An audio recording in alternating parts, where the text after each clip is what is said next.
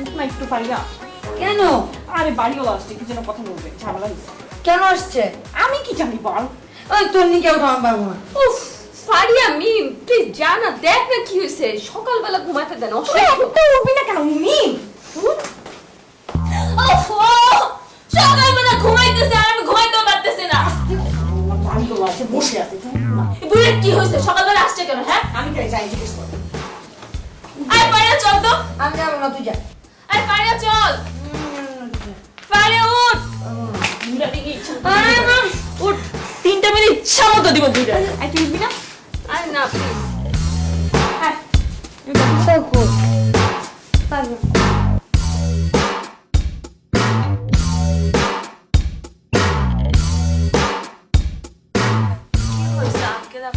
Excuse me. Brother Yes. Brother কি হয়েছে, আপনি তো সকাল সকাল চলে আসছেন? তোমাদেরকে আমি একটা ইম্পর্টেন্ট কথা বলবো, সেই কারণেই তোমাদের এখানে চলে আসলাম। সেটা তো আপনি জারাকেও বলতে পারতেন। যারাকে বললে তো হবে না, সবাইকে একসাথে বলতে হবে। ওদেরকে ডাকো। ঘুমাচ্ছে। ঘুমাচ্ছে মানে? এত বেলা করে কেউ ঘুমায় নাকি? ওরা ঘুমায়। হ্যাঁ, এত বেলা করে ঘুমাইলে শরীর ভালো থাকবে না, শরীর খারাপ করবে। সকালবেলা উঠতে হবে, ভোরবেলা উঠতে হবে। ভোরবেলা উঠলে জগিং এ গেলে শরীর ভালো থাকে, ফিট থাকবে।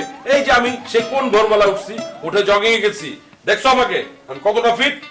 এখন থেকে তোমরা আমার সাথে ভোরবেলা উঠবা, উঠে আমার সাথে জগিং এ যাবা, ঠিক আছে? বুঝতে পারছো?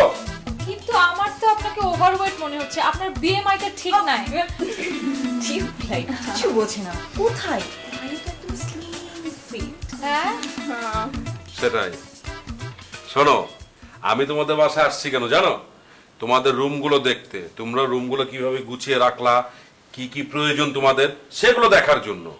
আপনি তো এটা পরে এসেও বলতে পারতেন, এত সকাল সকাল আপনার এসে এটা বলতে হয়েছে। এটা তো সকালবেলাই বলতে হবে। ভাইয়া, আমাদের যা যা লাগবে আপনি আমাদের কিনে দিতে পারবেন? অবশ্যই দিতে পারবো, তবে ভাড়া লাগবে। ভাড়া? ইয়েস। করেন ভাই? রিয়া দেখো তো কে আসছে, যাও। এত সকালে তোমাদের বাসায় কি আসলো? বুয়া?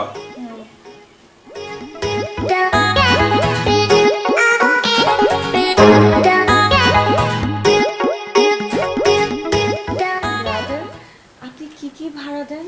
আমি সব কিছু ভাড়া দিই। তাহলে আমার রুমের জন্য একটা জাজিম লাগবে, রিয়ার রুমের জন্য একটা ফ্যান আর একটা চেয়ার টেবিল।